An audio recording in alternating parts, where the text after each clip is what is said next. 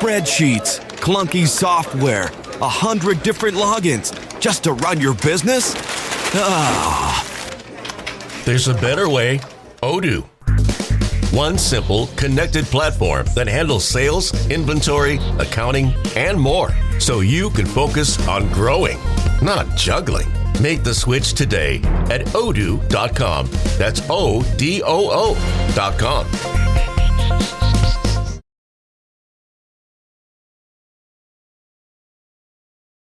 Hey there, I'm Matt Tillman, and welcome back to another episode of The Mitt and Dad Show. So for this episode, to paint the picture for you, we took the family to Chicago earlier this month for spring break. Deep dish, the bean, the kids running through Millennium Park like they'd been released from something. And somewhere in the middle of all of it, I caught myself laughing, actually laughing without once checking the time. Now, that sounds small, but it didn't feel small because here's the thing about that moment. It wasn't the city. It wasn't the hotel. It was that I'd finally stopped managing everything from a distance and just showed up. And when we got home and unpacked the last bags, I thought, I want to understand what just happened, not so that I can recreate it forever, but so I can stop letting normal life design it out. So in this episode, I'm going to walk you through what's actually happening when a trip feels good, why most of us let that feeling evaporate by Monday, and 3 honest questions to ask yourself before it does. By the end, you'll have a simple way to turn any trip into something more useful than a photo album. So let's talk about what actually happens when you travel. It's not the destination, not really. So researchers studying what they call the vacation effect have found that travel works not because you're somewhere new, but because it strips away 3 specific things: cognitive load, digital intrusion, and what they call role fatigue, that relentless pressure to be the competent, responsible adult in the room at all times. And it adds one thing back in: novelty. See, novelty does something physical. It activates the dopamine system, sharpens your attention, creates vivid memories, and that's why you can describe in detail the exact restaurant you stumbled into on a trip 5 years ago, but not what you had for dinner last Thursday. See, we've built home life to eliminate novelty as efficiently as possible. Same commute, same dinner rotation, same screens, same obligations.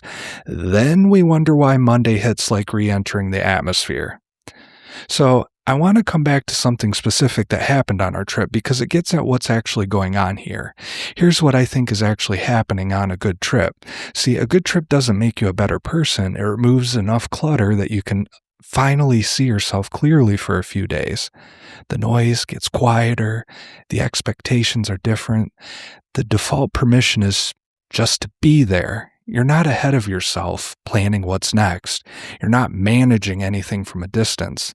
And in that space, things that matter become visible again. I noticed it in small ways. I was more patient with the kids, not more patient in a gritted teeth way, actually more patient because I wasn't quietly tallying a task list in the background. We took the long way back to the hotel a couple of times, not because I was trying to be present, just because, hey, there was no reason to rush.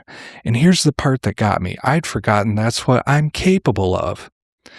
Oliver Burkeman in 4,000 Weeks writes about how the present moment always will have been. Whatever you actually experience, you'll always have had it. You can't unhave it. The problem is we're so focused on the next thing that the present barely gets recorded at all. Travel forces the present to register, and for a few days that's enough to show you what you've been missing. Putting off replacing your window treatments because you think it's complicated?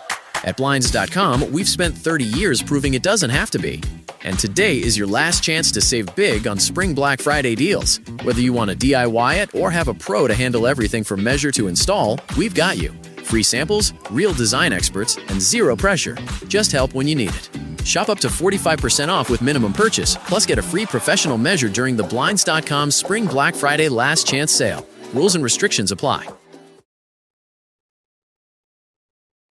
Here's the trap most people fall into, though, and I've done this myself. You come home, you unpack, you maybe post a few photos, you sort through 377 emails, and the whole trip becomes a nice memory inside of, about 48 hours. The trip was an escape, not data. The more useful move, the harder move is to ask what the trip actually exposed. What part of those days felt better for a reason? What did that version of yourself know that the Monday version doesn't? See, you don't have to turn your life inside out. You don't have to book the next trip tomorrow. You just have to be honest about what you noticed. So here are 3 questions, simple ones. Write them down if you can. First question, what felt good on this trip that maybe I want more of at home? Maybe it was walking more, slower mornings, less phone time, meals that actually felt like meals. Whatever it was, name it specifically.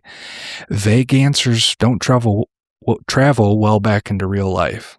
Second question, what disappeared on this trip that I probably don't need as much of? This one's interesting. For me, it was the over-checking, the constant low-grade urgency, the reflexive phone grab every time there was a quiet second. Some of that stuff feels necessary at home, and the trip showed me it's mostly habit. Third question, what is one small thing I can keep? Not a system overhaul, one thing.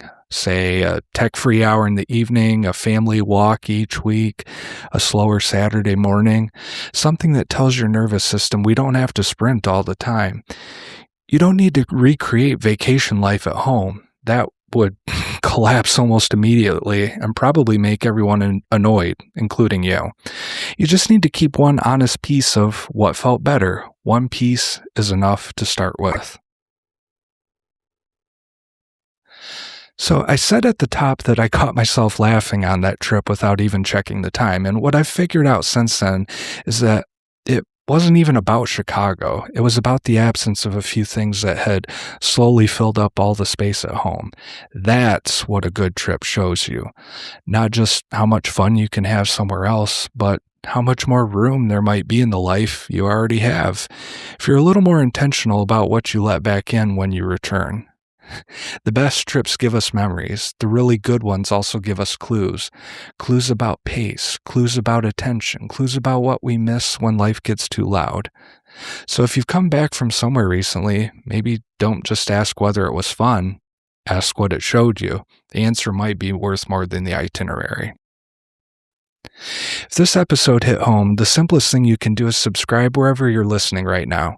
If you're feeling generous, make sure to leave a 5-star review on Apple Podcasts. It takes about 60 seconds, and it genuinely helps the show reach more people who need it. Also, just so you're aware, I also write a weekly newsletter called Mitten Dad Minute over on Substack, where it goes deeper on exactly this kind of stuff. Presence, systems, intentional living, and the real chaos of doing it all with kids. But even if you don't have kids, I'm sure you'll find something valuable as well, so feel free to subscribe with the link in the show notes. And one more thing, if you want a quiet, intentional reading experience instead of your usual doom scroll, I've been using Readwise Reader to actually get through the articles and long reads that I save. 10 minutes in there before your evening starts hits different than 10 minutes on Instagram. You can try it for free for 60 days, not the standard 30, through my link. It's also in the show notes. And if today's episode resonated, I went deeper on the whole system in a recent episode of the Mitten Dad Minute. The post is available also in the show notes and has a framework that you can actually institute this week. Until next time, take care of yourselves.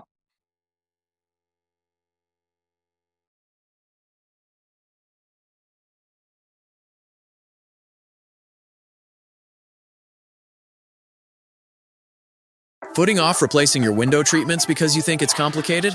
At Blinds.com, we've spent 30 years proving it doesn't have to be. And today is your last chance to save big on Spring Black Friday deals. Whether you want to DIY it or have a pro to handle everything from measure to install, we've got you. Free samples, real design experts, and zero pressure. Just help when you need it. Shop up to 45% off with minimum purchase, plus get a free professional measure during the Blinds.com Spring Black Friday Last Chance sale. Rules and restrictions apply.